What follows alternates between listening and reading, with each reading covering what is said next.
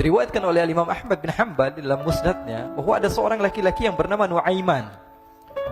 Ini Nuaiman di kehidupan Rasulullah SAW ada orang yang seperti itu gitu. Orang yang sering minum minuman keras. Rasulullah SAW marah, murka. Rasulullah kalau yang berhubungan dengan Rasulullah tidak marah. Tapi kalau sudah berhubungan dengan agama, Rasulullah SAW adalah orang yang paling marah, orang yang paling istiqamah dalam kebenaran.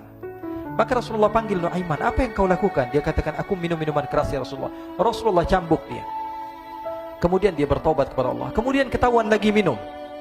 Kemudian dicambuk lagi oleh Rasulullah SAW, sehingga sebagian sahabat memukul dia dengan pukulan yang banyak.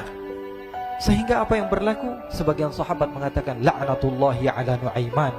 Semoga Allah melaknat Nuaiman. Dia mempermainkan Rasulullah. Dia bilang sudah mau taubat tapi minum lagi. Dia bilang sudah mau taubat tapi minum lagi. Maka Rasulullah SAW mengatakan, la tal'anuh fa innahu yuhibbullah wa rasulah. Kata Rasulullah, jangan kamu laknat Nuaiman, karena dia itu cinta sama Allah, cinta sama Rasulnya. Dalam riwayat dia dicintai Allah dan dicintai oleh Rasulnya Muhammad sallallahu alaihi wasallam. Ibn Majah menceritakan bahwa Nuaiman ini pernah suatu waktu diajak oleh Sayyidina Abu Bakar pergi ke negeri Syam. Negeri Syam itu di mana?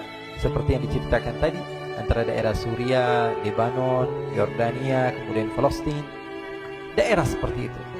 Umumnya orang Quraisy pada masa itu mereka memiliki rihlah berdagang, membeli dagangan ke Syam, kemudian dijual lagi di kota Makkah. Ketika itu Rasulullah SAW didatangi Abu Bakar. Sayyidina Abu Bakar mengatakan kepada Rasulullah, ya Rasulullah, saya mau izin ya Rasulullah. Mau apa? Saya mau ajak dua sahabat kamu ini ikut berdagang ya Rasulullah. Siapa kata Rasul? Nuaiman.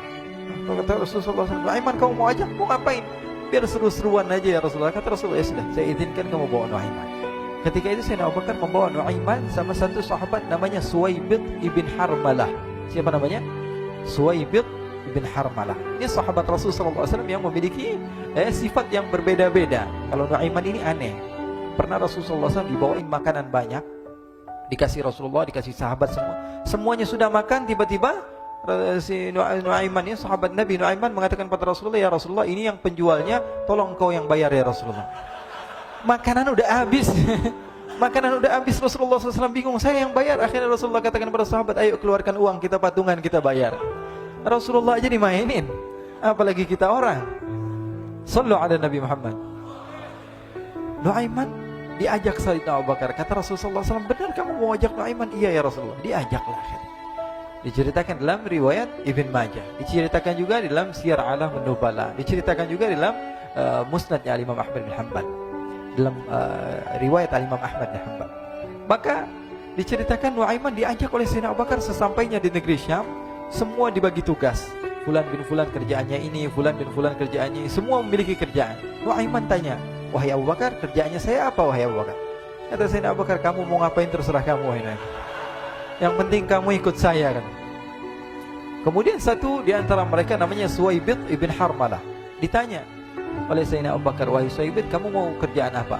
Kata Suwaibid, terserah kamu wahai Abu Bakar. Kata Sayyidina Abu Bakar, kamu menjaga makanan, karena saya tahu kamu ini adalah orang yang senantiasa menjaga amanah. Suwaibid ini kalau disuruh maju dia maju, disuruh mundur dia mundur, disuruh ke kanan dia ke kanan, disuruh ke kiri dia ke kiri. Orang yang ikut aja. Kalau Nuaiman beda, disuruh maju dia ke belakang, kasih sen kanan ke kiri belok. Nuaiman itu orang yang berbeda. Maka Suwaibid mendapatkan tugas, semua mendapatkan tugas kecuali Nuaiman. Sehingga ikhwani, apa yang berlaku, apa yang terjadi? Sayyidina Abu Bakar pergi sibuk dengan kesibukannya, sehingga datanglah waktu siang. Nuaiman sudah lapar. Nuaiman cari makanan. Dia nggak punya uang, diajak Sayyidina Abu Bakar tapi tidak diberikan uang. Sehingga dia cari-cari makanan. Dia tahu Suwaibid yang jaga makanan. Dikatakan, wahai Suwaibid, saya mau makan, berikan kepada saya satu roti saja. Yang terpenting apa? Saya makan sekarang, saya sudah lapar.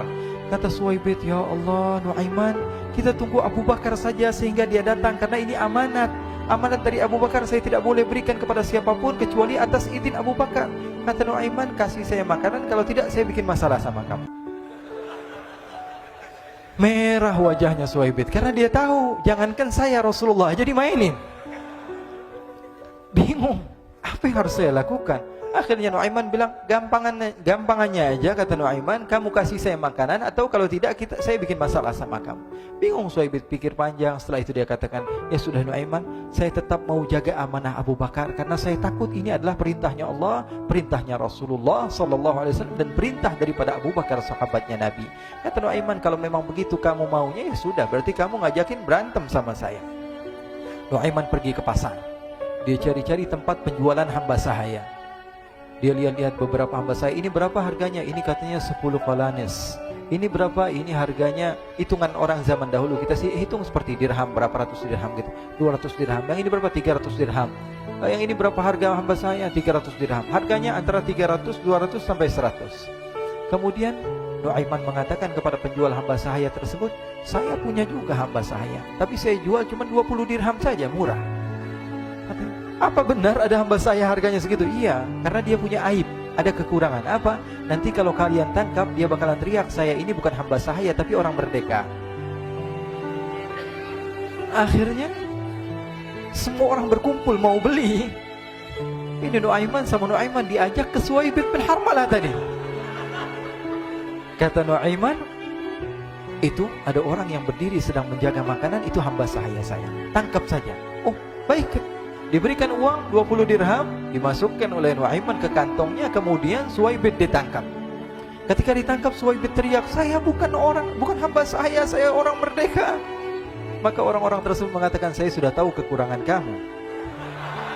Ini memang kekurangan kamu, memang kamu, tapi saya tidak perlu dengan bacot kamu, yang penting kerjanya kamu gitu. Ya kan hamba saya untuk apa? Untuk kerja. Mau dia ngomong apa, mau ngomel, terserah, yang penting dia mau kerja. Akhirnya ditangkaplah Suhaib dan dijual di pasar. Nuaiman punya uang banyak ini. Dia beli makanan, dia beli minuman, dia beli hadiah buat Rasulullah. Dia beli macam-macam di negeri Syam ini. Waktu itu adalah superpower, adidaya Romawi. Pada masa itu semua barang mahal, tapi Nuaiman banyak uangnya. Dia belanja ini, belanja itu, sehingga Sayyidina Abu Bakar pun pulang. Ketika Sayyidina Abu Bakar pulang, Sayyidina Abu Bakar cari, mana ini Suhaib? Kita semua sudah lapar. Kata Nuaiman dengan mudahnya dia mengatakan, sudah saya jual wahai Abu Bakar. Maka Sayyidina Abu Bakar bertanya, apa yang kau lakukan wahai Nuaiman? Diceritakan oleh Nuaiman dengan jujur. Nuaiman ini orangnya apa adanya, tapi nyusahin. Saya jual. Akhirnya dibawa oleh Nuaiman, Sayyidina Abu Bakar pergi ke mana? Ke pasar. Lalu dibeli lagi oleh Sayyidina Abu Bakar As-Siddiq Suhaib, yang tadinya orang merdeka menjadi hamba sahaya sebentar, kemudian dibeli lagi oleh Sayyidina Abu Bakar. Pulang ke Madinah, kisah ini diceritakan di hadapan Rasulullah SAW. Maka perawi mengatakan, fadhahikan nabiyyu hatta badat nawajiduhu. Ketika diceritakan kisah Nuaiman tersebut dengan Suhaib, Rasulullah tertawa sejadi-jadinya, sehingga gigi geraham Rasulullah SAW nampak di wajah mata para sahabat. Sehingga perawi lain mengatakan, 1 tahun berlalu Rasulullah, setiap ada tamu yang datang pada Rasulullah akan ceritakan kisah Nuaiman menjual Suhaib tersebut.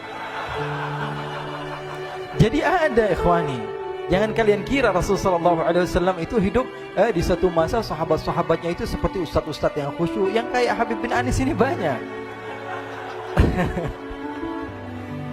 Bahkan ikhwani, mungkin di akhir karena masanya sudah habis, pernah suatu waktu Rasulullah SAW didatangi asyraf, delegasi dari beberapa negara yang ingin mengenal apa itu agama Islam.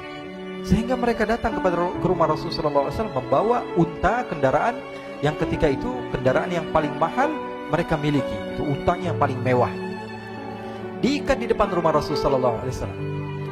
Tamunya pun masuk, duduk bersama Rasulullah SAW. Di depan rumah Rasulullah SAW ada beberapa sahabat. Ada Sayyiduna Hamzah.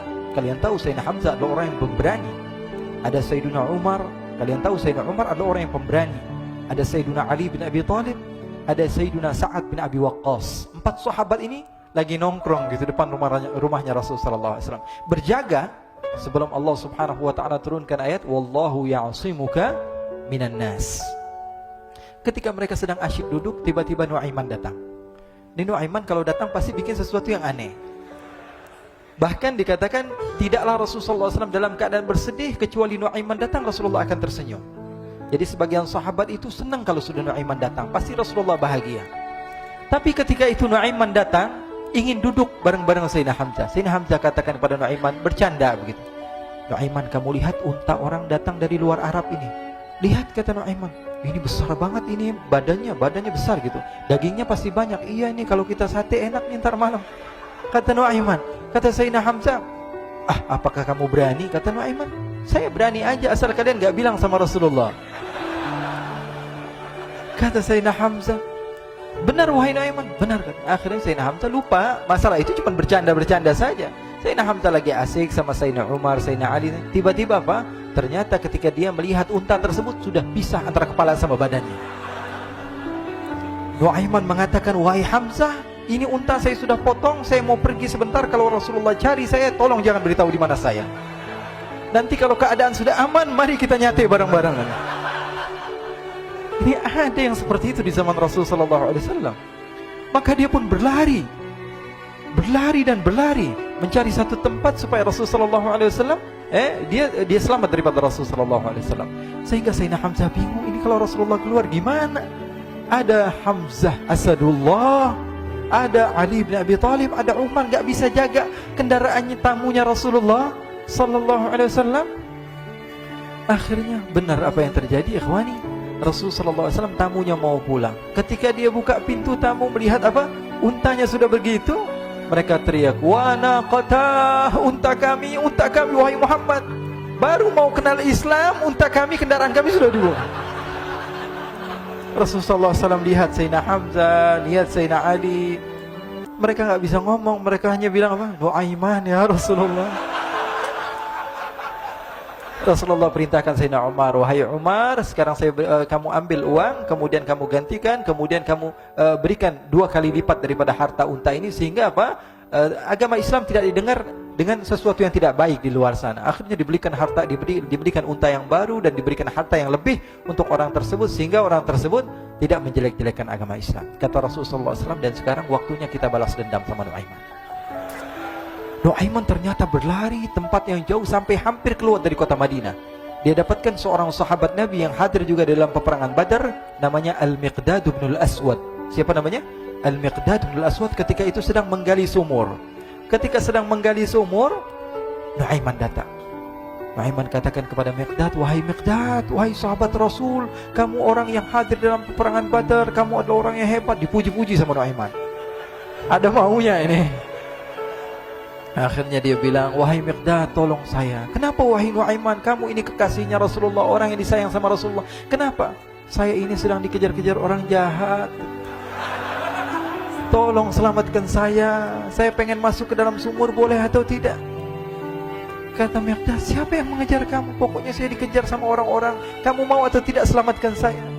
Ya sudah, selagi kamu itu adalah sahabat Nabi, silahkan kamu masuk. Masuk akhirnya Nuaiman ke dalam sumur tersebut. Lalu Nuaiman mengatakan, wahai Miqdad, dia keluar lagi. Nanti kalau ada yang cari saya, tolong jangan beritahu saya di dalam sumur ya. Kata Miqdad, baiklah. Kata Nuaiman, siapapun yang bertanya tentang saya, kamu tidak akan kasih tahu? Iya, kan? Walaupun Rasulullah yang tanya saya.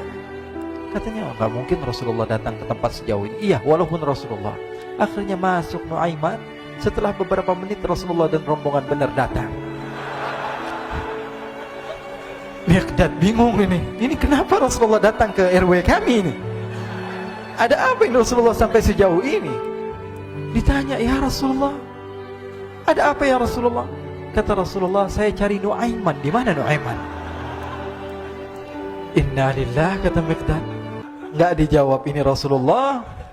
Kalau dijawab saya ingkar janji. Akhirnya apa dia katakan? Wahai Rasulullah, mata saya tidak memandang kepada Nuaiman, tapi tangannya nunjuk ke dalam sumur. Sahabat. Apa dia bilang? Mata saya tidak melihat kepada Nuaiman, tapi tangannya nunjuk ke sumur. Akhirnya dibuka sama Rasulullah, Nuaiman muncul. Kata Rasulullah, Nuaiman, kamu bikin malu saya, wahai Nuaiman. Ya Rasulullah, yang bersalah bukan saya, tapi orang yang mencari saya bersama kamu ya Rasulullah.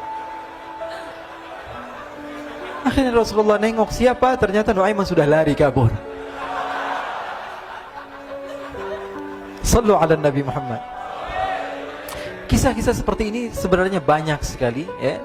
Ini menunjukkan kepada kita bahwa kehidupan Rasulullah itu begitu indah. Rasulullah SAW, kalau kamu mau menjadi orang yang baik, contoh Rasulullah. Mau menjadi bapak yang baik, contoh Rasulullah. Mau menjadi pemimpin peperangan yang baik, Rasulullah. Mau menjadi murid yang terbaik, contoh Rasulullah. Bagaimana akhlak Rasulullah. Mau menjadi suami yang baik, contoh Rasulullah. Dalam segala hal, apapun itu, Rasulullah SAW adalah makhluk yang paling terbaik.